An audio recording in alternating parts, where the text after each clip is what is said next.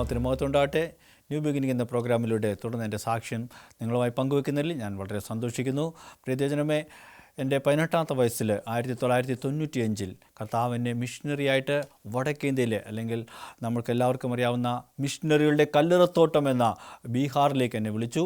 ഞാൻ ബീഹാറിൽ ചെന്നപ്പോൾ ഒരു വലിയ മിഷണറി പ്രസ്ഥാനത്തിലായിരുന്നു ഞാൻ വർക്ക് ചെയ്തുകൊണ്ടിരുന്നത്. അവിടുത്തെ ട്രെയിനിങ്ങിന് ശേഷം ഞങ്ങളെ പ്രാക്ടിക്കൽ ട്രെയിനിങ്ങിനായിട്ട് റോത്താസ് എന്നൊരു മലയിൽ അയച്ചു. ആ റോത്താസ് മല എന്ന് പറയുന്നത് ഒരു 80 ഡിഗ്രിയോളം ഇങ്ങനെ കുത്തനെ കയറ്റം കയറണം, വണ്ടിയോ റോഡോ ഒന്നും ഇല്ലാത്ത ഒരു സ്ഥലമാണ്. അവിടെ ഞങ്ങളിങ്ങനെ ഒത്തിരി ആദിവാസി ഗ്രാമങ്ങളുണ്ട്.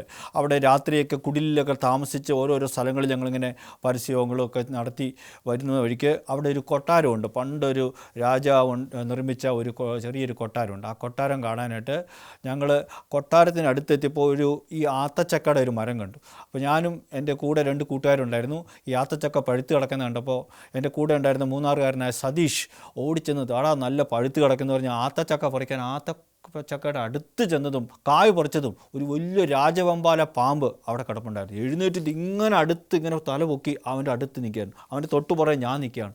എന്ത് ചെയ്യണമെന്ന് അറിയത്തില്ല.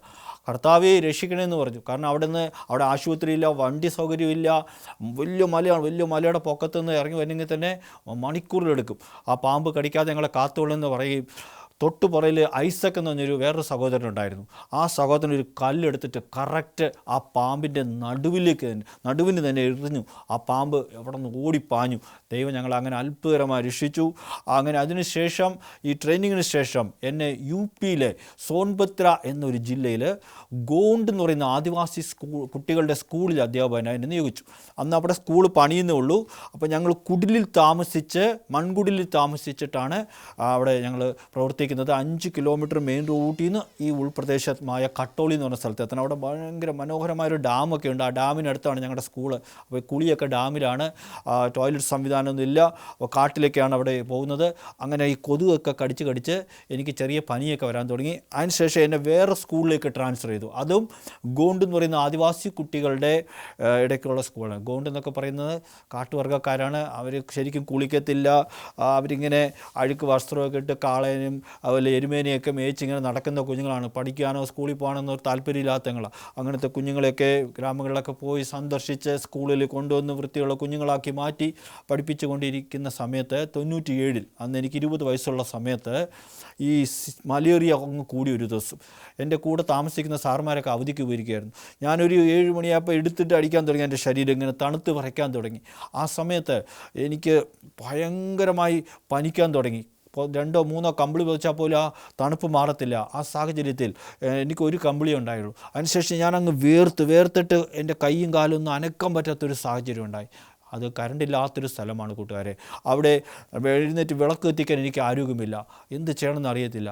ഞാനൊരു 7:30 മണിയായപ്പോൾ എനിക്ക് ഒറ്റ ആഗ്രഹം ഉണ്ടാവുള്ളൂ, ഞാൻ മരിച്ചു എൻ്റെ ബോഡി എങ്ങനെ പുറത്തിറക്കും, കതകിൻ്റെ കുറ്റി എങ്ങനെയെങ്കിലും തുറക്കണം എന്ന് ആഗ്രഹിച്ചിട്ട് ഞാൻ കട്ടിലിൽ നിന്ന് താഴെ വീണിട്ട് എൻ്റെ പാർട്ടീഷൻ ചെയ്ത റൂമാണ് ക്ലാസ് റൂമിൻ്റെ. അവിടെ നിന്ന് മെയിൻ ഡോറിലേക്ക് ചെന്നിട്ട് ആ ഡോറിൻ്റെ കുറ്റി തുറക്കാൻ ഞാൻ ആഗ്രഹിച്ചു. പക്ഷേ എന്നെക്കൊണ്ടത് കഴിഞ്ഞില്ല.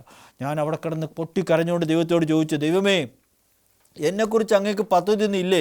ഞാനിന്നിവിടെ മരിച്ചു പോയാൽ എൻ്റെ ബോഡി എങ്ങനെ പുറത്തിറക്കും? ഞാൻ എൻ്റെ അപ്പനമ്മയ്ക്ക് ഒറ്റ മകനല്ലേ. 9ാമത്തെ വയസ്സിൽ ഞാൻ ആ അരുവിക്കാടിൽ വെച്ച് നടന്ന VBSൽ ഡേവിഡ് ലിവിങ്സ്റ്റണിൻ്റെ സ്റ്റോറി കേട്ടിട്ട് വടക്കേന്ത്യയിലും ആഫ്രിക്കയിലും പോകാൻ എന്നെ സമർപ്പിച്ചതല്ലേ. എന്നെക്കുറിച്ച് അങ്ങേക്ക് പദ്ധതിയൊന്നും ഇല്ലേ എന്ന് കരഞ്ഞ് ഞാൻ പ്രാർത്ഥിച്ചുകൊണ്ടിരിക്കുമ്പോൾ ആ കൂരിരുട്ടിൽ പെട്ടെന്നൊരു ദിവ്യപ്രകാശം ഉണ്ടായി. ഞാനൊരു കൈപ്പത്തി കാണുവാനിടയായി. ആ കൈപ്പത്തി വന്നിട്ട് ബ്ലൂ ലൈറ്റിംഗ് ലെറ്റർ ഇങ്ങനെ എഴുതിക്കൊണ്ടൊരു അശരീരി, believe this, I will use you in the Africa. വിശ്വസിക്കുക, ഞാൻ നിന്നെ ആഫ്രിക്കയിൽ ഉപയോഗിക്കും. ആമേൻ. പ്രിയ ദൈവജനമേ, വിശ്വസിച്ചാൽ നാം ദൈവത്തിൻ്റെ മഹത്വം കാണും. ഞാൻ വിശ്വസിച്ചു. യേശുവിൻ്റെ നാമത്തിൽ എന്നെ ശക്തനാക്കുന്ന മുഖാന്തരം ഞാൻ സകലത്തിലും മതിയായെന്ന് പറഞ്ഞ് ഞാൻ ആ കതകിൻ്റെ കുറ്റി തുറക്കാൻ നോക്കി. കുറ്റി തുറന്നു. പ്രിയപ്പെട്ടവരെ, ആമേൻ, നമ്മുടെ ജീവിതത്തിൽ ഇതുപോലെ നിസ്സഹായ അവസ്ഥയിൽ നമ്മളെ സഹായിപ്പാൻ ആരുമില്ലാത്ത അവസ്ഥകൾ വരാം. എല്ലാവരും നമ്മളെ കൈവിടുന്ന അവസ്ഥ വരാം. എന്നാൽ നമ്മുടെ യേശു നമ്മളെ ഒരു നാളും കൈവിടത്തില്ല. യേശു എന്നെ കൈവിടുകയില്ല. കൊടുങ്കാറ്റ് വന്നാലും തിരമാല വന്നാലും യേശു എന്നെ കൈവിടത്തില്ല എന്നൊരു പാട്ട് ഞാൻ ചെറുപ്പത്തിൽ പഠിച്ചിരുന്നു. ആ പാട്ട് പോലെ യേശു ആ റൂമിൽ വന്ന് തൻ്റെ സാന്നിധ്യത്താൽ നിറച്ച് എന്നെ ആശ്വസിപ്പിച്ചു. നമ്മുടെ യേശു പ്രാർത്ഥന കേൾക്കുന്നവനാണ്, നമ്മുടെ യേശു സൗഖ്യദായകനാണ്, നമ്മുടെ യേശു നമ്മളെ ആശ്വസിപ്പിക്കുന്നവനാണ്. പ്രിയജനം, എന്നെ ആശ്വസിപ്പിച്ച് എന്നെ ബലപ്പെടുത്തി എനിക്കൊരു പ്രത്യാശ കിട്ടി. ഞാൻ എന്തായാലും ഇവിടെ മരിക്കേണ്ടവനല്ല. ദൈവത്തിന് എന്നെക്കുറിച്ചൊരു പദ്ധതിയുണ്ട്. ദൈവം എന്നെ ആഫ്രിക്കയിൽ മറ്റ് രാജ്യങ്ങളിൽ അയക്കുമെന്ന്. അങ്ങനെ അത്ഭുതകരമായി എനിക്ക് സൗഖ്യം കിട്ടി.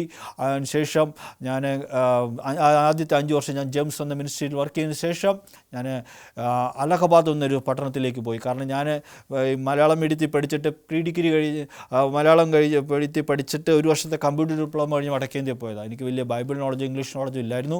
അങ്ങനെ അലഹബാദിലെ സ്വീഡിഷുകാരുടെ ഒരു ബൈബിൾ കോളേജ് ഉണ്ടായിരുന്നു, word of life Bible school, agricultural യൂണിവേഴ്സിറ്റിയോട് ചേർന്ന്.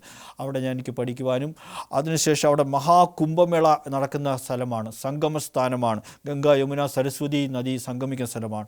കോടിക്കണക്കിന് ഭക്തർ അവിടെ സ്നാനം എടുക്കാനായിട്ട് വരുന്നൊരു സ്ഥലമാണ്, അല്ലെങ്കിൽ മുങ്ങി കുളിക്കുവാൻ അവരുടെ വിശ്വാസമനുസരിച്ച്. ആ ദേശങ്ങളിൽ ധാരാളം ജനങ്ങൾക്ക് ലഘുലഘുകൾ കൊടുക്കുവാനും സുവിശേഷം അറിയിക്കാനൊക്കെ ദൈവം എനിക്ക് അവസരം നൽകി. അതിനുശേഷം ദൈവം അവിടുത്തെ അലഹബാദ് അഗ്രികൾച്ചർ യൂണിവേഴ്സിറ്റിയിൽ വർക്ക് ചെയ്യാനുള്ള അവസരം കിട്ടി. എന്നാൽ 2001 ജൂൺ മാസത്തിൽ ദൈവനോട് പറഞ്ഞു, ഗോ ടു വാരണാസി, നിന്നെ എനിക്കൊരു മൂർച്ചയായുധമായി ഒരു വലിയ കൊയ്ത്തിന് വേണ്ടി കുഞ്ഞുങ്ങളുടെ ഇടയിൽ ഉപയോഗിക്കുവാൻ ആഗ്രഹമുണ്ടെന്ന് ദൈവം എന്നോട് സംസാരിച്ചു. അങ്ങനെ ഞാൻ എൻ്റെ വൈസ് ചാൻസലറോട് പറഞ്ഞു. അദ്ദേഹം പറഞ്ഞു, ദൈവം നിന്നെ അയക്കുന്നെങ്കിൽ നീ ധൈര്യമായിട്ട് പോയിക്കോ, ഞാൻ നിനക്ക് വേണ്ടി പ്രാർത്ഥിക്കാമെന്ന് പറഞ്ഞ് അദ്ദേഹം എനിക്ക് റിസൈൻ നൽകി. അങ്ങനെ ഞാൻ റിസൈൻ അക്സെപ്റ്റ് ചെയ്തു. അങ്ങനെ ഞാൻ വാരണാസി എന്ന പട്ടണത്തിൽ ചെന്നു. അവിടെ ചെന്നപ്പോൾ ഞാൻ ഒരു സ്കൂളിൽ പ്രോഗ്രാം ചെയ്യാനായിട്ട് ഒരുങ്ങിക്കൊണ്ടിരിക്കുമ്പോൾ ഞാൻ അന്ന് കേൾക്കുന്ന വാർത്ത, അവിടെ ക്യാമ്പസ് ക്രൂസേഡിൻ്റെ മിഷണറിമാർ ഏതാണ്ടൊരു കോളേജ് ക്യാമ്പസിൽ ലഘുലേഖ കൊടുക്കാൻ പോയപ്പോൾ കുറേ പയ്യന്മാരെ അവരെ ഒന്നിച്ച് പിടിച്ച് തല്ലി അവരെ അറസ്റ്റ് ചെയ്തു എന്നൊക്കെ പറഞ്ഞിട്ട്. എന്നാലും ഞാൻ പറഞ്ഞു, ദൈവമേ, നീയാണ് എന്നെ ഇവിടെ അയച്ചത്, എന്നെ ഉപയോഗിക്കുന്നത് നീയാണ് പറഞ്ഞത്, നിൻ്റെ കരത്തിൽ ഉപകരണമായി ഒരു ദോഷം വരാതെ എന്നെ കാക്കണമെന്ന് പറഞ്ഞ് പ്രാർത്ഥിച്ചു. ഒരു 1.5 വർഷം ഞങ്ങൾക്ക് അവിടെ വർക്ക് ചെയ്യാൻ ഇടയായി. അതിൻ്റെ 6 മാസത്തിന് ശേഷം 2002 ജനുവരിയിൽ വിവാഹം നടന്നു. ഞാൻ എൻ്റെ ഭാര്യയുമായിട്ട് വിശ്വാസത്തിലാണ്. ഞങ്ങൾക്ക് വാടക കൊടുക്കാൻ പോലും പൈസ ഇല്ലാത്ത സാഹചര്യമൊക്കെ ഉണ്ടായിട്ടുണ്ട്. എങ്കിലും ഞങ്ങൾ അനേക 100-150 സ്കൂളുകളിൽ ദൈവം ഞങ്ങൾക്ക് വഴിയൊരുക്കി. ആയിരക്കണക്കിന് കുഞ്ഞുങ്ങളോട് ദൈവം ഞങ്ങൾക്ക് തന്നിരിക്കുന്ന ശുശ്രൂഷയുണ്ട്. Puppet show, gospel, magic tricks, story. അങ്ങനെ ഞാൻ ഈ ചെറുപ്രായത്തിൽ VBSൽ രക്ഷിക്കപ്പെട്ടതുകൊണ്ട് എനിക്കൊരാഗ്രഹമായിരുന്നു. ഇന്ത്യയിൽ ധാരാളം കുഞ്ഞുങ്ങളുണ്ട്, ഏറെക്കുറെ 48% പോപ്പുലേഷൻ കുഞ്ഞുങ്ങളാണ്. കർത്താവിൻ്റെ വചനത്തിൽ മത്തായി 18:14 പറയുന്ന ഈ ശിശുക്കളിൽ ഒരുത്തൻ പോലും നശിച്ചു പോകുന്നത് ദൈവത്തിന് ഹിതമല്ല. അപ്പോൾ ധാരാളം കുഞ്ഞുങ്ങളുള്ള ഈ ഇന്ത്യയിൽ കുഞ്ഞുങ്ങളിടയ്ക്ക് വർക്ക് ചെയ്യാനായി എന്നെ സമർപ്പിച്ചിരുന്നു. ദൈവം എന്നായി എനിക്ക് താലന്ത് നൽകി. ആദ്യത്തെ 5 വർഷം ഞാൻ ബീഹാറിലെ ഒരു വലിയ പ്രസ്ഥാനത്തിൽ വർക്ക് ചെയ്യുമ്പോൾ ചിൽഡ്രൻസ് ഡിപ്പാർട്ട്മെൻറ്റിൻ്റെ വർക്കറായിരുന്നു. അങ്ങനെ ഞാൻ ധാരാളം സ്കൂളുകളിലൊക്കെ വർക്ക് ചെയ്തുകൊണ്ടിരുന്നു. ഒരു ദിവസത്തെ ആ അനുഭവം ഞങ്ങൾക്ക് ഒരിക്കലും മറക്കാൻ പറ്റാത്ത അവസ്ഥയാണ്. ഒരു ഈസ്റ്ററിൻ്റെ സുദിനത്തിൽ ഞങ്ങൾക്കൊരു വലിയ ചർച്ചിൽ ശുശ്രൂഷയ്ക്കായി ഞങ്ങളെ വിളിച്ചു. ഒരു അമേരിക്കൻ റിട്ടേൺ മലയാളി പാസ്റ്റർ. ഞങ്ങളുടെ കയ്യിൽ സാമ്പത്തികമായി ഭയങ്കര ഞെരുക്കത്തിൻ്റെ അവസ്ഥയായിരുന്നു. അപ്പോൾ ഞാൻ പറഞ്ഞു, ഓഫറിങ് ഇടാൻ വല്ല പൈസ ഉണ്ടോ എന്ന് എൻ്റെ വൈഫിനോട് ചോദിച്ചപ്പോൾ അവൾ പറഞ്ഞു, 1 രൂപയുണ്ട്. ഞാൻ പറഞ്ഞു, അത് ഞാൻ ആ കർത്താവിന് വേണ്ടി ഞാൻ ഇടാം, കാരണം ഞാൻ മുമ്പിൽ നിൽക്കുന്ന സമയത്താണ് ഓഫറിങ് ബാഗ് വരുന്നതെങ്കിലോ എന്ന് പറഞ്ഞ് പ്രിയപ്പെട്ട അവിടെ ഞങ്ങൾക്ക് നല്ല ശുശ്രൂഷ ഉണ്ടായിരുന്നു. ഞങ്ങൾക്കുണ്ടായിരുന്ന 1 രൂപ ഞങ്ങൾ കർത്താവിന് കൊടുത്തു. ഞങ്ങളോർത്ത് ആ പാസ്റ്റർ ഞങ്ങളെ ഈസ്റ്റർ ആണല്ലോ ആരൊക്കെ തരുമായിരിക്കുന്നു. പക്ഷേ ഒത്തിരി ഗസ്റ്റുകളൊക്കെ വന്നിട്ടുണ്ടായിരുന്നു. ആ പാസ്റ്റർ പറഞ്ഞു, നിങ്ങളുടെ ശുശ്രൂഷയൊക്കെ വളരെ നല്ലതായിരുന്നു, നിങ്ങളെ ഞാൻ പിന്നീട് കാണാം എന്ന് പറഞ്ഞ് അയാൾ ഞങ്ങൾക്ക് കൈ നൽകി. ഞങ്ങൾക്ക് ഡൊണേഷൻ അങ്ങനെ ഒന്നും തന്നുമില്ല. ഞങ്ങൾ ഭയങ്കര നിരാശ. ഞങ്ങൾ സൈക്കിളിൽ ചവിട്ടി വീട്ടിൽ വന്നപ്പോൾ ഈസ്റ്റർ ദിവസമാണ്. ഞങ്ങളുടെ അവിടെ കറിയൊന്നും പ്രത്യേകിച്ച് ഒന്നും വെക്കാനില്ലായിരുന്നു. ഞാൻ ചോദിച്ചു എൻ്റെ വൈഫിനോട് എന്തെങ്കിലും കഴിക്കാനുണ്ടോ? അവൾ പറഞ്ഞു, കുറച്ച് പഴങ്കഞ്ഞിയുണ്ട്, കറി വയ്ക്കാൻ ഒന്നുമില്ല, ചില മുളകേ ഉള്ളൂ. എന്നാൽ ശരി, ആ മുളക് ചമ്മന്തി അരയ്ക്കുമെന്ന് പറഞ്ഞു. മുളക് ചമ്മന്തിയും കഞ്ഞിയും കുടിക്കുമ്പോൾ ഞങ്ങളുടെ ചെറുപ്രായത്തിൽ ഞങ്ങളുടെ നാമത ക്രൈസ്തവരായി ക്രിസ്മസ്, ഈസ്റ്റർ എന്നൊക്കെ പറയുമ്പോൾ കേക്കും ഒത്തിരി ഭക്ഷണ സാധനങ്ങളും പുതിയ വസ്ത്രങ്ങളൊക്കെ ധരിച്ച് വലിയ ആഘോഷമായി ആഘോഷിക്കുന്നവരാണല്ലോ. അതൊക്കെ ഞങ്ങൾക്ക് ഓർമ്മ വന്നു. കണ്ണിൽ നിന്ന് വെള്ളം വരിക. പിന്നീട് ഓർത്തു, ഈ കഞ്ഞിയെങ്കിലും ദൈവം തന്നല്ലോ, ഒരു പക്ഷേ ഈ ലോകത്ത് എത്രയോ പേരുണ്ടാവും ഈ കഞ്ഞി പോലും ഇല്ലാത്തവർ എന്ന് പറഞ്ഞ് ഞങ്ങൾ സ്തോത്രം പറഞ്ഞ് കഞ്ഞി കുടിച്ച് കിടന്ന് ഉറങ്ങി.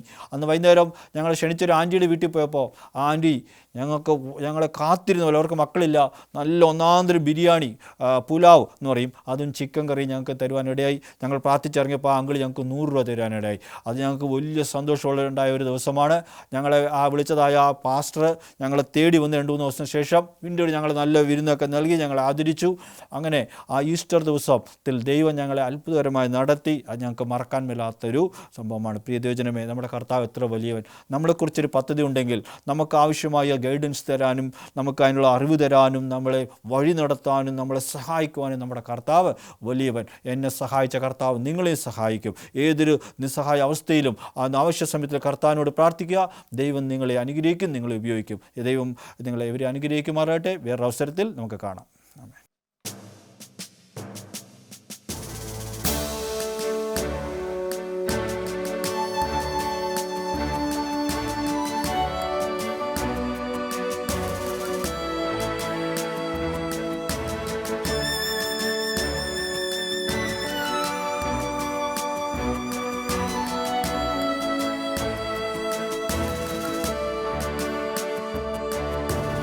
എന്തു നല്ലോർ സഖീശു പാപദുഃഖം വഹിക്കും. എല്ലാം യേശുവോടു ചെന്ന് ചൊല്ലിടുമ്പോൾ താൻ കേൾക്കും. നൊമ്പരമേറെ സഹിച്ചു സമാധാനങ്ങൾ നഷ്ടം. എല്ലാം യേശുവോടു ചെന്ന് ചൊല്ലിടായ്ക നിമിത്തം.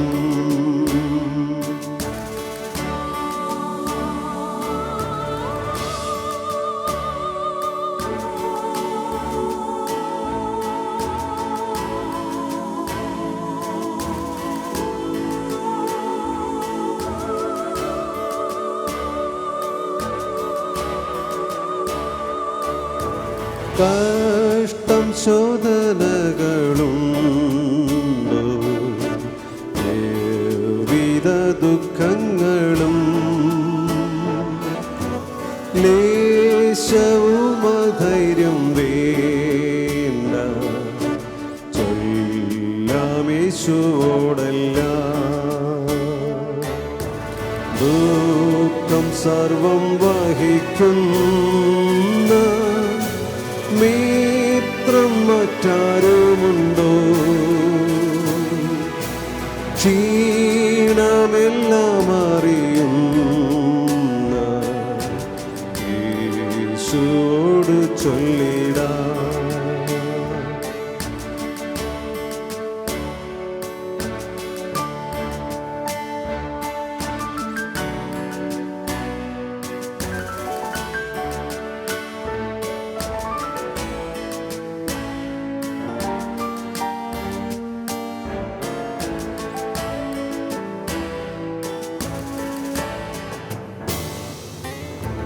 കൊണ്ടു ഭാരം ബലഹീനം കുംഭങ്ങളും അസംഖ്യം. രക്ഷകനല്ലു സംഗീതം യേശുവോടറിയിക്കാം. മിത്രങ്ങൾ നിന്ദിക്കുന്നുണ്ടോ, പോയി ചെല്ലേശുവോടെല്ലാം. ഉള്ളം കയ്യിൽ ഈശൻ കാക്കും, അങ്ങുണ്ടാശ്വാസമെല്ലാം.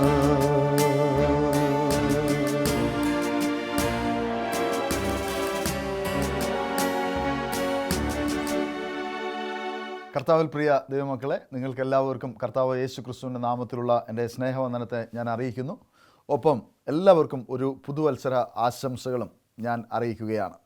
നാം കഴിഞ്ഞ വർഷം വളരെ പ്രയാസപ്പെട്ട് പ്രതികൂലങ്ങളൊക്കെ കടന്ന് ഈ ഒരു പുതിയ വർഷം കാണുവാൻ തക്കവണ്ണം സർവശക്തനായ ദൈവം നമുക്ക് അവസരം നൽകി. എന്നാൽ ഈ പുതിയ വർഷം ഒരു പുതിയ തുടക്കം തന്നെ ആയിരിക്കാൻ ദൈവം നമ്മെ സഹായിക്കുമാറാകട്ടെ. ഇന്നത്തെ എൻ്റെ ദൂത് പുതിയ ആരംഭം അഥവാ ന്യൂ ബിഗിനിങ്സ് എന്നുള്ളതായ ഒരു ആപ്തവാക്യത്തോടു കൂടിയാണ്.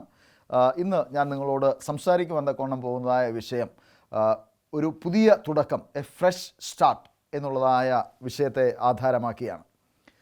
2024 നമ്മോട് ഒരുപാട് കാര്യങ്ങൾ പഠിപ്പിക്കുകയുണ്ടായി. ഒരുപാട് വെല്ലുവിളികൾ നാം നേരിടുകയുണ്ടായി. ഈ വെല്ലുവിളികളെയൊക്കെ നേരിടുവാൻ തക്കവണ്ണം സർവശക്തനായ ദൈവം നമുക്ക് ശക്തി നൽകി.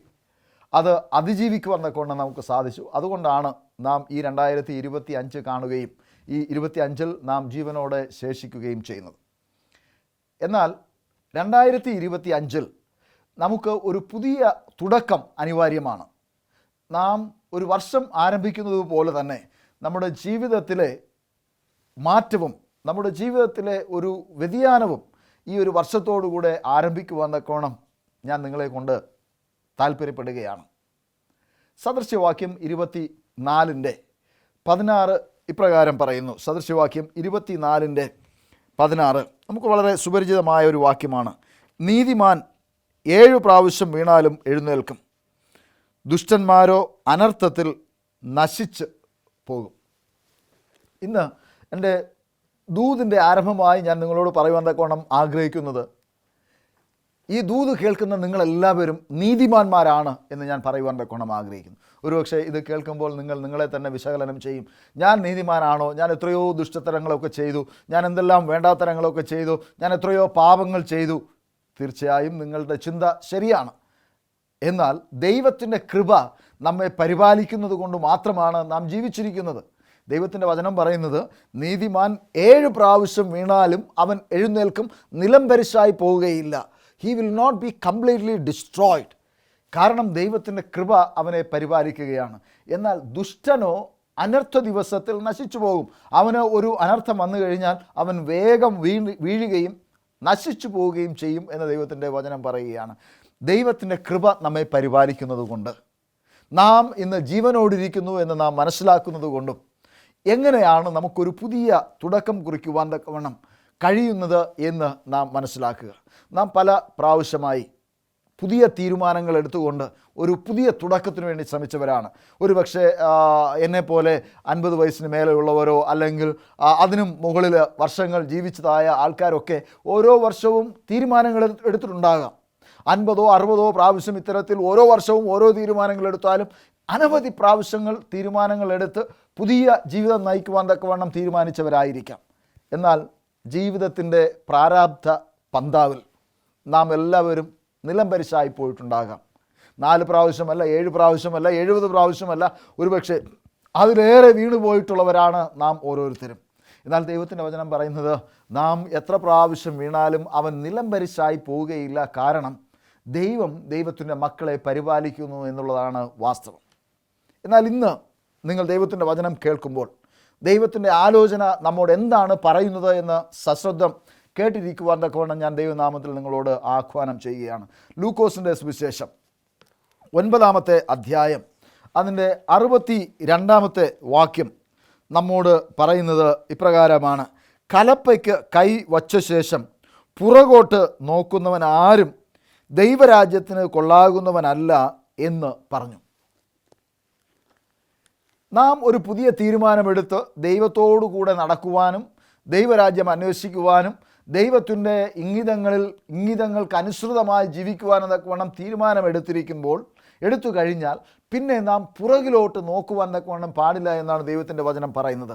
ഈ ദൈവത്തിൻ്റെ വചനത്തിൽ എഴുതിയിരിക്കുന്നതായ കാര്യം ഒരുപാട് വ്യാഖ്യാനിച്ച് പറയേണ്ടുന്നതായ കാര്യമില്ല. വളരെ ലഘുവായി ദൈവത്തിൻ്റെ സുവിശേഷം നമുക്ക് ഈ കാലങ്ങളിൽ നൽകപ്പെട്ടിരിക്കുകയാണ്. അത് നമുക്കെല്ലാവർക്കും അറിയാവുന്നതുമാണ്.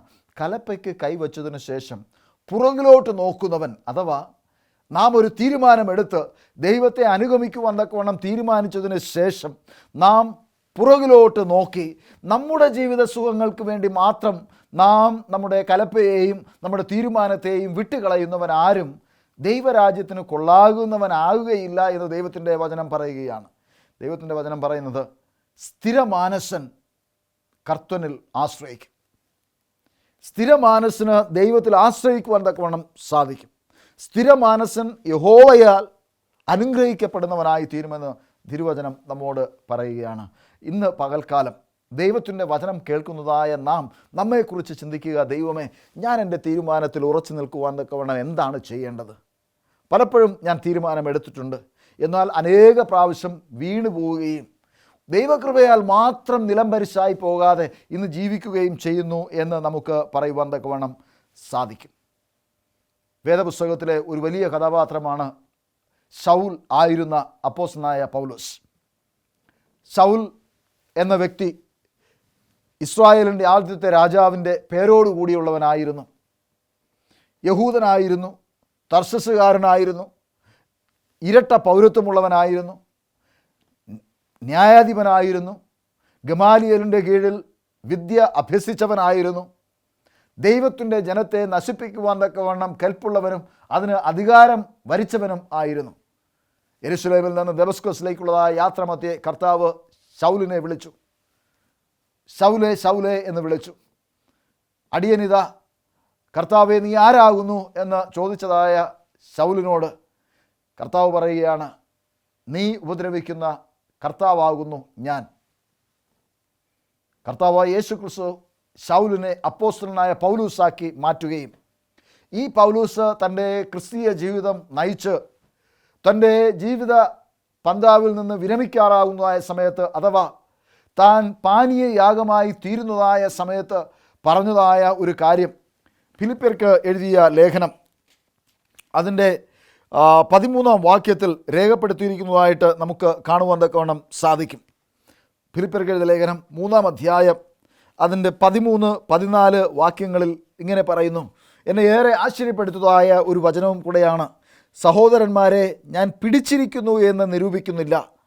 ഒന്ന് ഞാൻ ചെയ്യുന്നു, പിൻപിലുള്ളത് മറന്നും മുൻപിലുള്ളതിന് ആഞ്ഞും കൊണ്ട് ക്രിസ്തേശുവിൽ ദൈവത്തിൻ്റെ പരമവിളിയുടെ വിരുദിനായി ലാക്കിലേക്ക് ഓടുന്നു. നമ്മിൽ തികഞ്ഞവരൊക്കെയും ഇങ്ങനെ തന്നെ ചിന്തിച്ചു കൊള്ളുക. വല്ലതിലും നിങ്ങൾ വേറെ വിധമായി ചിന്തിച്ചാൽ ദൈവം അതും നിങ്ങൾക്ക് വെളിപ്പെടുത്തി തരും.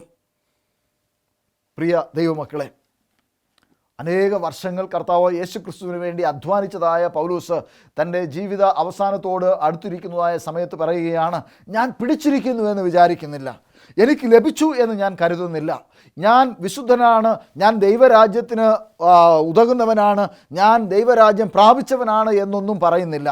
പക്ഷേ ഒന്ന് ഞാൻ ചെയ്യുന്നു, എൻ്റെ പുറകിലുള്ളതായ പിൻപിലുള്ളതായ എല്ലാ ജീവിതവും ഞാൻ മറക്കുകയാണ്.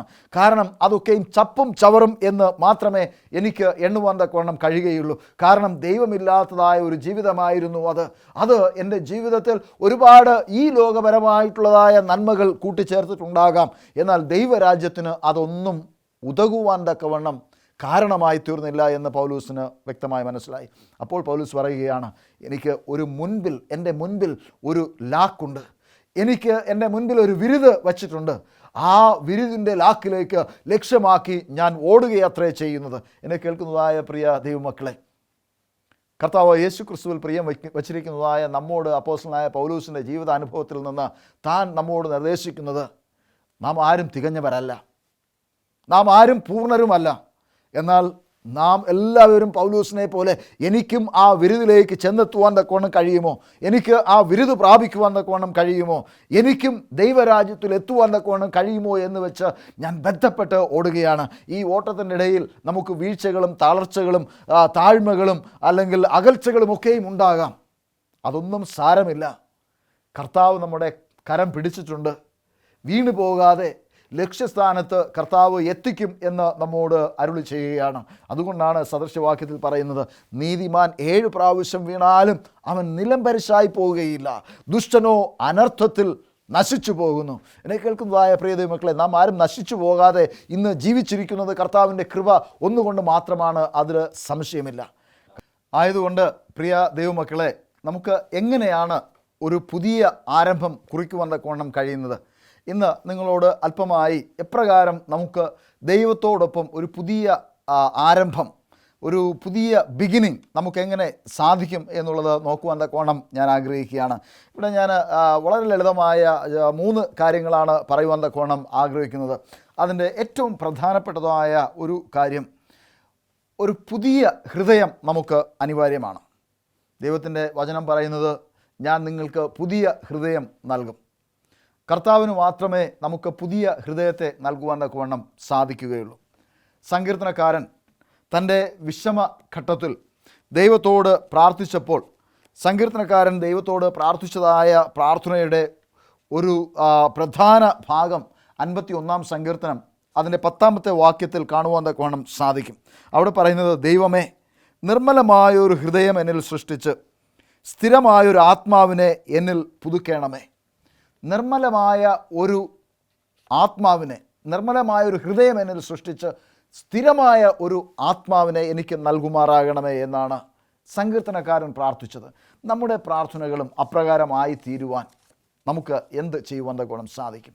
നാം വിഷമഘട്ടത്തിലൂടെ അനേക പ്രാവശ്യം കടന്നു പോയിട്ടുണ്ട്. പാപ വഴികളിലൂടെ നാം നടന്നിട്ടുണ്ട്.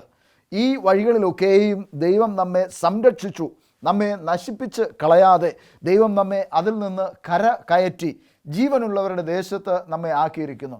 ഇന്ന് ദൈവത്തിൻ്റെ ആത്മാവ് നമ്മോട് സംസാരിക്കുകയാണ്, നീ ഇന്ന തെറ്റ് ചെയ്തപ്പോൾ നീ മരിക്കേണ്ടവൻ ആയിരുന്നു, എന്നാൽ ഞാൻ നിനക്ക് ജീവൻ മടക്കി നൽകിയിരിക്കുകയാണ്. നിനക്ക് ഇനി എന്ത് ചെയ്യുവാൻ തക്കവണ്ണം സാധിക്കും? എൻ്റെ പ്രാർത്ഥന ഇപ്രകാരമായിരിക്കട്ടെ, ദൈവമേ, എനിക്ക് ഒരു പുതിയ ഹൃദയം നൽകണമേ. ഈ പുതിയ ഹൃദയത്തിൽ എനിക്ക് ദൈവത്തിൻ്റെ സ്ഥിരമായ ആത്മാവിനെ നൽകുമാറാകണമേ. കർത്താവായ യേശു ക്രിസ്തു സ്വർഗാരോഹണം ചെയ്ത് പോകുന്നതായ സമയത്ത് ശിഷ്യന്മാരോട് പറഞ്ഞു, ഞാൻ പോകുന്നു, എന്നാൽ പരിശുദ്ധാത്മാവ് എന്ന മറ്റൊരു കാര്യസ്ഥനെ എന്നേക്കും നിങ്ങളുടെ മേൽ ഇരിക്കേണ്ടതിന് ഞാൻ നിങ്ങൾക്ക് നൽകിയിട്ട് പോകുന്നു എന്ന് പറഞ്ഞു. ഈ പരിശുദ്ധാത്മാവിനെയാണ് നമുക്ക് സ്ഥിരമായി നമ്മുടെ ഹൃദയങ്ങളിൽ വഹിക്കേണ്ടത്. ഈ പരിശുദ്ധാത്മാവിൻ്റെ നിറവോടുകൂടിയാണ് നാം ദിനംതോറും ജീവിക്കേണ്ടുന്നത്. അങ്ങനെ ജീവിച്ചുവെങ്കിൽ മാത്രമേ നമുക്ക് ഒരു പുതിയ ആരംഭം കുറിച്ചിരിക്കുന്നതായ നമുക്ക് ആ പുതുക്കത്തിൻ്റെ ആത്മാവിൽ ജീവിക്കുവാൻ തക്കവണ്ണം സാധിക്കുകയുള്ളൂ. എന്നെ കേൾക്കുന്നതായ പ്രിയ ദൈവമക്കളെ, സങ്കീർത്തനക്കാരൻ ഈ പ്രാർത്ഥന പ്രാർത്ഥിക്കുവാനുണ്ടായതായ സംഭവങ്ങളൊക്കെ നമുക്കെല്ലാവർക്കും വളരെ സുപരിചിതമാണ്. പാപം ചെയ്ത് അവൻ കുറ്റക്കാരനാണ് എന്ന് തെളിഞ്ഞതിന് ശേഷം അവൻ മരണയോഗ്യനാണ് എന്ന് ദൈവം വിധിച്ചപ്പോൾ സങ്കീർത്തനക്കാരൻ തൻ്റെ വസ്ത്രം മാറ്റി അവൻ രട്ടിലും വെണ്ണീരിലും ഇരുന്ന് ദൈവത്തോട് പ്രാർത്ഥിക്കുകയാണ്, ദൈവമേ, ഞാൻ നിനക്ക് എതിരായി പാപം ചെയ്തു പോയി. ദൈവമേ, ഞാൻ മരണയോഗ്യൻ ആകുന്നു. ഞാൻ നിന്നിൽ നിന്ന് അകന്നു പോയിരിക്കുകയാണ്. എനിക്ക് ഇനി മറ്റൊന്നിലും പ്രത്യാശയില്ല. മനുഷ്യർക്ക് എന്നെ രക്ഷിക്കുവാൻ തക്കവണ്ണം കഴിയുന്നതിലും വലിയ തെറ്റാണ് ഞാൻ ചെയ്തിരിക്കുന്നത്. ദൈവമേ, നീ എന്നെ കാണുമാറാകണമേ. സങ്കീർത്തനക്കാരൻ പ്രാർത്ഥിക്കുകയാണ്, ദൈവമേ, നീ എനിക്ക് ഒരു പുതിയ ഹൃദയം നൽകുമാറാകണമേ. നിർമ്മലമായൊരു ഹൃദയം എന്നിൽ സൃഷ്ടിച്ച് സ്ഥിരമായ ഒരു ആത്മാവിനെ എന്നിൽ പുതുക്കണമേ. നിർമ്മലമായ ഹൃദയം എനിക്ക് അനിവാര്യമാണ്. ഒരു പുതിയ ജീവിതം നയിക്കുന്നതിന് വേണ്ടി നിർമ്മലമായ ഒരു ഹൃദയം നമുക്ക് ഓരോരുത്തർക്കും അനിവാര്യമാണ്. നാം കഴിഞ്ഞുപോയ ജീവിതത്തിലെ പകയും തിക്ത അനുഭവങ്ങളും വേദനയും നിരാശയും ഒക്കെ നാം പേറി നടക്കുകയാണ് എങ്കിൽ നമുക്ക് ജീവിതത്തിന് പ്രത്യാശയോടുകൂടെ എത്തിച്ചേരുവാൻ തക്കവണ്ണം കഴിയുകയില്ല. പ്രത്യാശ നിർഭരമായ ഒരു ജീവിതം തുടർന്ന് നയിക്കുവാൻ തക്കവണ്ണം നമുക്ക് കഴിയുകയില്ല. എന്നാൽ ദൈവം എൻ്റെ പാപങ്ങളെ ക്ഷമിച്ച് തന്നിരിക്കുന്നു. ദൈവം എന്നെ കരുതുന്നു. ദൈവം എനിക്ക് വേണ്ടുന്നതായ ശക്തിയും ബലവും നൽകുന്നു എന്ന ആ ഒരു ഉറപ്പും ധൈര്യവും നമുക്ക് ലഭിക്കുമ്പോൾ മാത്രമാണ് ദൈവത്തിൻ്റെ ആ പുതിയ ആത്മാവിൻ്റെ പുതുക്കം നമ്മൾ അനുഭവിച്ച് അറിയുവാൻ തക്കവണ്ണം പോകുന്നത്.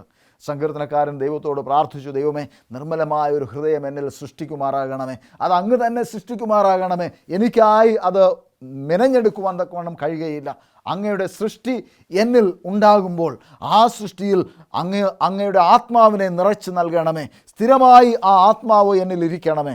നാം പുതുതായി ദൈവത്തോടു കൂടെ നടക്കുവാൻ തക്കവണ്ണം ആഗ്രഹിക്കുന്നതായ നമുക്ക് അപ്രകാരം പ്രാർത്ഥിക്കാം, ദൈവമേ, സ്ഥിരമായ ഒരു ആത്മാവ് എനിക്ക് ദൈവം നൽകുമാറാകണമേ. സ്ഥിരമായി ദൈവത്തോടു കൂടെ നടക്കുവാൻ തക്കവണ്ണം ഞാൻ അചഞ്ചലനായിരിക്കാൻ, സ്ഥിര മാനസനായിരിക്കാൻ ദൈവമേ നീ എന്നെ സഹായിക്കുമാറാകണമേ എന്ന് പ്രാർത്ഥിക്കേണ്ടുന്നതായ ആവശ്യം ഉണ്ട്. എന്നെ കേൾക്കുന്നതായ പ്രിയ സഹോദരി സഹോദരന്മാരെ, ക്രിസ്തയേശുവിൽ എൻ്റെ കൂട്ട് വിശ്വാസികളെ, ദൈവത്തിൻ്റെ വചനം നമ്മോട് പറയുന്നത് നാം പുതുക്കത്തിൻ്റെ ആത്മാവിൽ ജീവിക്കുന്നതായ അവസ്ഥ നമുക്ക് ഉണ്ടാകുമ്പോൾ നമുക്ക് നമ്മുടെ പാപത്തെക്കുറിച്ചുള്ളതായ ഒരു പശ്ചാത്താപം ഉണ്ടാകും. നാം പാപങ്ങളെ വിട്ടുകളയുവാനുള്ളതായ ഒരു മനസ്സൊരുക്കം നമുക്ക് ഉണ്ടാകും. ദൈവത്തിൻ്റെ ആത്മാവ് നമ്മിൽ വസിക്കുന്നത് കൊണ്ട് ആ പാപത്തെ ഇനി പരിലാളിക്കുവാൻ തക്കവണ്ണം എനിക്ക് മനസ്സ് ഇല്ലാതെയാകും. അങ്ങനെയുള്ളതായ ഒരു അവസ്ഥയിലേക്ക് നാം കടന്നു വരുമ്പോൾ മാത്രമാണ് നാം പുതുക്കത്തിൻ്റെ ആത്മാവിൽ വസിക്കുവാൻ തക്കവണ്ണം നമുക്ക് സാധിക്കുന്നത്. ഒരു പുതിയ വർഷം ആരംഭിച്ചിരിക്കുന്നതായ നമുക്ക് ഈ പുതിയ വർഷത്തിൽ പുതിയ തീരുമാനങ്ങളോടുകൂടെ ദൈവത്തിൻ്റെ കരം പിടിച്ച് നാം നടക്കുവാൻ തക്കവണ്ണം തീരുമാനിച്ചിരിക്കുകയാണ്. നാം നാളിതുവരെ ലാളിച്ച് പരിലസിച്ച് വളർത്തിയതായ നമ്മുടെ പാപ ബന്ധനങ്ങളെ എല്ലാം വിട്ടുകളയുവാൻ തക്കവണ്ണം നമുക്ക് സാധ്യമാകുകയില്ലേ? അതോ സങ്കീർത്തനക്കാരനെ പോലെ ദൈവം നമ്മുടെ പാപങ്ങളെ കണ്ടുപിടിച്ച് മറ്റൊരാൾ വന്ന് നമ്മോട് പറഞ്ഞ് നീ പാപം ചെയ്തിരിക്കുന്നു എന്ന് പറയുമ്പോൾ മാത്രമാണോ നാം നമ്മുടെ പാപത്തെക്കുറിച്ച് പശ്ചാത്തപിച്ച് ദൈവത്തോട് കരയുവാൻ തക്കവണ്ണം നാം പോകുന്നത്? അതോ ദൈവം നമുക്ക് ഇപ്പോൾ അവസരം നൽകിയിരിക്കുന്നതായ ഈ സമയത്ത് നാം ആദ്യം വായിച്ചതായ വേദഭാഗം വായിച്ചതുപോലെ നീതിമാൻ 7 പ്രാവശ്യം വീണാലും അവൻ നിലംപരിശായി പോവുകയില്ല, എന്നാൽ ദുഷ്ടനോ അനർത്ഥ ദിവസത്തിൽ നശിച്ചു പോകും. നാം നശിച്ചു പോകേണ്ടവരാണ്.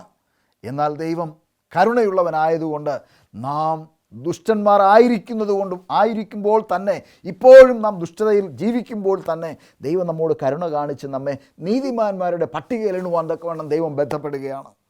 ഈ നീതിമാന്മാരുടെ പട്ടികയിൽ എണ്ണപ്പെടുവാൻ തക്കവണ്ണം കരുതിയിരിക്കുന്നതായ നാം ദൈവത്തോടു കൂടെ നടക്കുവാൻ തക്കവണ്ണം നമുക്ക് തീരുമാനമെടുത്തുകൂടെയോ? We should have a clean heart.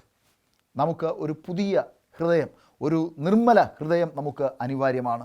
എന്നാൽ മാത്രമേ പുതുക്കത്തിൻ്റെ ആത്മാവിൽ ജീവിക്കുവാൻ തക്കവണ്ണം സാധിക്കുകയുള്ളൂ. രണ്ടാമതായി നിങ്ങളോട് പറയുവാൻ തക്കവണ്ണം ഞാൻ ആഗ്രഹിച്ചതായ ഒരു കാര്യം, ഒരു പുതിയ നടത്തം നമുക്ക് അനിവാര്യമാണ്. We have to walk a new walk. സദൃശ്യവാക്യം 3-ാം അധ്യായം അതിൻ്റെ 1-2 വാക്യങ്ങൾ പറയുന്നത്, മകനെ എൻ്റെ ഉപദേശം മറക്കരുത്, നിൻ്റെ ഹൃദയം എൻ്റെ കൽപ്പനകളെ കാത്തുകൊള്ളട്ടെ, അവ ദീർഘായുസ്സും ജീവകാലവും സമാധാനവും നിനക്ക് വർദ്ധിപ്പിച്ച് തരും. ദൈവത്തിൻ്റെ വചനങ്ങളെ കേട്ട് അനുസരിച്ചാൽ, ദൈവത്തിൻ്റെ വചനം ഇവിടെ പറയുന്നത്, അത് നിനക്ക് ദീർഘായുസ്സും ജീവകാലവും സമാധാനവും നിനക്ക് വർദ്ധിപ്പിച്ച് തരും. ഇന്ന് ലോകത്തിൽ ഏറ്റവും പ്രയാസമേറിയതായ ചില കാര്യങ്ങളെക്കുറിച്ചാണ് ഇവിടെ പറയുന്നത്. ദീർഘായുസ് ലഭിക്കുക എന്ന് പറയുന്നത് അത് ഒരു മനുഷ്യനും വില കൊടുത്ത് വാങ്ങുവാൻ തക്കവണ്ണം കഴിയുന്നതല്ല. തൻ്റെ ജീവിതക്രമം വെച്ചൊന്നും തനിക്ക് ദീർഘായുസ് നേടിയെടുക്കുവാൻ തക്കവണ്ണം സാധിക്കുകയില്ല. ഒരുപക്ഷെ ജീവിതചര്യകളൊക്കെ വളരെ ക്രമമായി ചുട്ടമായി നടത്തിക്കൊണ്ടു പോയാൽ ആരോഗ്യത്തോടെ ജീവിക്കുവാൻ തക്കവണ്ണം സാധിക്കും. എന്നാൽ ആ ആരോഗ്യകരമായ ജീവിതവും ഒരു ദീർഘകാലം ജീവിക്കുന്നതിന് ഒരു ഗ്യാരണ്ടി അല്ല എന്ന് നമുക്ക് എല്ലാവർക്കും അറിയാം. എന്നാൽ തിരുവചനം പറയുകയാണ്, ദൈവത്തിൻ്റെ വഴികളെ വിട്ടുമാറാതെ അവയിൽ നടക്കുകയും അതനുസരിക്കുകയും ചെയ്യുന്നതായ ഒരു ദൈവ പൈതലിന് ദൈവം ദീർഘായുസ്സും സമാധാനവും വർദ്ധിപ്പിച്ചു കൊടുക്കും. സമാധാനം കാംക്ഷിക്കാത്തതായ ആരും തന്നെയില്ല. ഈ ലോകത്തിൽ ഇന്ന് ലഭ്യമല്ലാത്തതായ ഒരു വസ്തുതയാണ് സമാധാനം.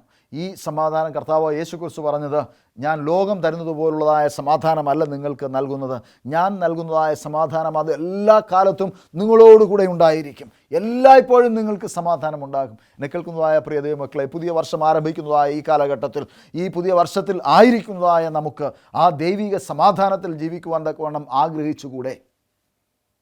Y don't we walk a new walk with our Lord? കർത്താവിനോടൊപ്പം ഒരു പുതിയ നടത്തം നടക്കുവാൻ തക്കവണ്ണം നമുക്ക് എന്തുകൊണ്ട് ആഗ്രഹിച്ചുകൂടാ? നമ്മുടെ പ്രയോറിറ്റീസ്, നമ്മുടെ മുൻഗണനകൾ എപ്രകാരം നമുക്ക് ക്രമപ്പെടുത്തുവാൻ തക്കവണ്ണം സാധിക്കും? ദൈവത്തിന് കൊടുക്കേണ്ടുന്നതായ ബഹുമാനവും മാനവും നാം കൊടുത്ത് ജീവിക്കുവാൻ തക്കവണ്ണം തീരുമാനിച്ചാൽ, ദൈവവചനത്തെ അനുസരിക്കുവാൻ തക്കവണ്ണം നമ്മുടെ ഹൃദയങ്ങളെ നാം വിട്ടു നൽകിയാൽ, ദൈവ വഴികളിൽ നടക്കും എന്നുള്ളതായ ഒരു തീരുമാനം ഞാൻ എടുത്തു കഴിഞ്ഞാൽ, തീർച്ചയായിട്ടും ദൈവത്തിൻ്റെ വഴിയിലൂടെ, ദൈവം നമ്മെ നയിക്കുന്നതായ ഇടങ്ങളിലൂടെ നമുക്ക് നടക്കുവാൻ തക്കവണ്ണം സാധിക്കും. നമുക്ക് അങ്ങനെ ദൈവത്തിൻ്റെ കൃപയിൽ ജീവിക്കുവാൻ ദൈവം നമ്മെ ശക്തീകരിക്കും, ബലപ്പെടുത്തും എന്നുള്ളതിൽ ഒരു സംശയവുമില്ല. ഇവിടെ സദൃശ്യവാക്യം പറയുന്നത്, മകനെ എൻ്റെ ഉപദേശം മറക്കരുത്. നമ്മുടെ ജീവകാലത്ത് ഒരിക്കലും ദൈവം നമുക്ക് നൽകുന്നതായ ഉപദേശങ്ങളൊന്നും മറക്കരുത്. കാരണം ദൈവം സദാകാല ജീവിയാണ്. അവൻ സദാകാലവും ജീവിച്ചിരിക്കുന്നവനാണ്.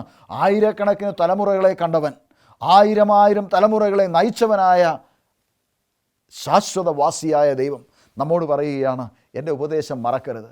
കാരണം ദൈവം നൽകുന്നതായ ഉപദേശം അത് സർവജ്ഞാനിയായ ദൈവത്തിൻ്റെ ഉപദേശം, സർവ്വകാലത്തെയും അറിയാവുന്നതായ ശാശ്വതവാസിയായ ദൈവത്തിൻ്റെ ഉപദേശമാണ്. ആ ഉപദേശം നാം മറന്നു കളയാതിരുന്നാൽ നമുക്ക് ദീർഘായുസ് ഉണ്ടാകുമെന്ന് ദൈവത്തിൻ്റെ വചനം പറയുന്നത്. നിൻ്റെ ഹൃദയം എൻ്റെ കൽപ്പനകളെ കാത്തുകൊള്ളട്ടെ. ദൈവം നമുക്ക് നൽകിയിരിക്കുന്നതായ ദൈവത്തിൻ്റെ കൽപ്പനകളെ കാക്കും എന്നുള്ളതായ ഒരു തീരുമാനം നമുക്ക് ഇന്ന് എടുക്കേണ്ടതായിട്ട് ഉണ്ട്. ദൈവമേ, ഞാൻ പോയ കാലങ്ങളിലൊക്കെ എൻ്റേതായ ജീവിത രീതികളിൽ ഞാൻ ജീവിച്ചു. എനിക്ക് എൻ്റേതായ ഇഷ്ടങ്ങളും അനിഷ്ടങ്ങളും ഒക്കെയും ഉണ്ടായിരുന്നു. എനിക്ക് ഈ ലോകത്തിൽ അനേക കാര്യങ്ങൾ നല്ലത് എന്നും ചീത്തയെന്നും വിവേചിച്ചറിയുവാൻ തക്കവണ്ണം കഴിഞ്ഞു. എന്നാൽ ഞാൻ എൻ്റെ ഇഷ്ടപ്രകാരം ജീവിച്ചു. എന്നാൽ ഇന്ന് ഞാൻ എൻ്റെ ഹൃദയത്തെ ദൈവത്തിലേക്ക് ഞാൻ വിട്ടുകൊടുക്കുകയാണ്. ദൈവമേ, നിൻ്റെ വഴികളിൽ നടക്കുവാൻ എന്നെ സഹായിക്കണമേ. നിൻ്റെ കൽപ്പനകൾ കാക്കുവാൻ എന്നെ സഹായിക്കുമാറാകണമേ. നിൻ്റെ വഴികളിൽ നടന്ന് നിൻ്റെ കൽപ്പനകളെ പ്രമാണിക്കുവാൻ എൻ്റെ ഹൃദയത്തെ അങ്ങ് ശീലിപ്പിക്കണമേ. ഈ ലോകത്തിൽ മിന്നുന്നതും തിളങ്ങുന്നതിലും ഒന്നും ഞാൻ എൻ്റെ കണ്ണ് വയ്ക്കാതെ നിൻ്റെ വഴികളിൽ നടക്കുവാൻ ദൈവമേ എന്നെ സഹായിക്കണമേ എന്ന് നമുക്ക് ഇന്ന് പ്രാർത്ഥിക്കുവാൻ തക്കവണ്ണം സാധിക്കുമോ? ഞാൻ 2 കാര്യങ്ങളാണ് നിങ്ങളോട് പറഞ്ഞത്. ഒന്ന്, ഒരു പുതിയ ഹൃദയത്തിനായി നാം ആഗ്രഹിക്കേണ്ടതായ ആവശ്യമുണ്ട്. 2, ഒരു പുതിയ നടത്തം നമ്മുടെ കർത്താവിനോടൊപ്പം നടക്കുവാൻ തക്കവണ്ണം നാം പ്രതിജ്ഞ എടുക്കേണ്ടതായ ആവശ്യമുണ്ട്. 3-മതായി ഞാൻ നിങ്ങളോട് പറയുവാൻ തക്കവണ്ണം ആഗ്രഹിക്കുന്നതായ കാര്യം, നമ്മുടെ പുതിയ നടത്തത്തിന് ദൈവത്തിൻ്റെ ശക്തി നാം പ്രാപിക്കേണ്ടതായ ആവശ്യമുണ്ട്. We have to receive God's power. ദൈവശക്തി നമുക്ക് ഈ നടത്തത്തിന് ആവശ്യമുണ്ട്. ഞാൻ മുൻപ് വായിച്ചതുപോലെ അപ്പോസ്തലനായ പൗലോസ് ഇത്രയും അഹോരാത്രം അധ്വാനിച്ച് കർത്താവിന് വേണ്ടി കരുതി കർത്താവിന് വേണ്ടി പ്രവർത്തിച്ചവനാണ് എങ്കിൽ പോലും കർത്താവിൻ്റെ സന്നിധിയിൽ ഹൃദയ പരമാർത്ഥതയുള്ളവനായി പൗലോസ് പറയുകയാണ്, എനിക്ക് ലഭിച്ചു എന്ന് ഞാൻ കരുതുന്നില്ല, ഞാൻ പിടിച്ചിരിക്കുന്നു എന്നും കരുതുന്നില്ല. എന്നാൽ ഒന്ന് ഞാൻ അറിയുന്നു, എൻ്റെ പിൻപിൽ ഉണ്ടായിരുന്ന എല്ലാ കാര്യങ്ങളും ഞാൻ വിട്ട് മാറുന്നു. ഞാൻ അത് ചപ്പും ചവറും എന്നെണ്ണുന്നു. അതിലേക്ക് ഞാൻ തിരിഞ്ഞു നോക്കുന്നില്ല. എന്നാൽ എൻ്റെ മുൻപിൽ ഒരു ലക്ഷ്യം എൻ്റെ കർത്താവ് വച്ചിട്ടുണ്ട്. ആ ലക്ഷ്യത്തിലേക്ക് ഞാൻ ആഞ്ഞ് ഓടുകയാണ്. എനിക്ക് അത് പ്രാപിക്കാമോ എന്ന് വെച്ച് ഇന്ന് ദൈവത്തിൻ്റെ വചനം കേൾക്കുന്നതായ നമുക്ക് ഓരോരുത്തർക്കും അത്തരത്തിൽ ദൈവശക്തിയോടുകൂടെ ദൈവത്തിൻ്റെ ശക്തി പ്രാപിച്ച് ആ ലക്ഷ്യസ്ഥാനത്തേക്ക് ഓടുവാൻ തക്കവണ്ണം ദൈവം നമ്മെ സഹായിക്കട്ടെ എന്ന് ഞാൻ പ്രാർത്ഥിക്കുകയാണ്. ഫിലിപ്പിയർക്ക് എഴുതിയ ലേഖനം 2-ാമത്തെ അധ്യായം അതിൻ്റെ 13-ാമത്തെ വാക്യം ഇപ്രകാരം പറയുന്നു. ഫിലിപ്പിയർക്ക് എഴുതിയ ലേഖനം 2-ാം അധ്യായം അതിൻ്റെ 13-ാമത്തെ വാക്യം പറയുന്നത് ഇപ്രകാരമാണ്: ഇച്ഛിക്കുക എന്നതും പ്രവർത്തിക്കുക എന്നതും നിങ്ങളിൽ ദൈവമല്ലോ തിരുവുള്ളം ഉണ്ടായിട്ട് പ്രവർത്തിക്കുന്നത്. ദൈവത്തെക്കുറിച്ച് ആഗ്രഹിക്കുക, ദൈവത്തെക്കുറിച്ച് ഇച്ഛിക്കുക, ആ ദൈവകാര്യങ്ങൾ പ്രവർത്തിക്കുക എന്നുള്ളത് ദൈവമാണ് നമ്മിൽ തിരുവുള്ളമുണ്ടായിട്ട് പ്രവർത്തിക്കുന്നത് എന്ന് മനസ്സിലാക്കുക. അപ്പോൾ ദൈവത്തെക്കുറിച്ച് ആഗ്രഹം നമുക്കുണ്ട് എങ്കിൽ അത് ദൈവം നമ്മിൽ പ്രവർത്തിക്കുന്നു എന്നുള്ളതിന് ഒരു വ്യക്തമായ തെളിവാണ്. നാം ദൈവത്തോടുകൂടെ പ്രവർത്തിക്കുവാൻ തക്കവണ്ണം ആഗ്രഹിക്കുന്നു എന്ന് നമുക്ക് തോന്നുന്നുവെങ്കിൽ ദൈവം നമ്മിൽ ഓൾറെഡി പ്രവർത്തിച്ച് കഴിഞ്ഞു എന്ന് നാം മനസ്സിലാക്കേണ്ടതായ ആവശ്യമുണ്ട്. എന്നെ കേട്ടുകൊണ്ടിരിക്കുന്നതായ പ്രിയ സഹോദരി സഹോദരന്മാരെ, നാം അനേക തീരുമാനങ്ങൾ മുൻകാലങ്ങളിൽ എടുത്തിട്ടുണ്ടാകാം. ഓരോ വർഷങ്ങളിലും നാം തീരുമാനമെടുക്കും.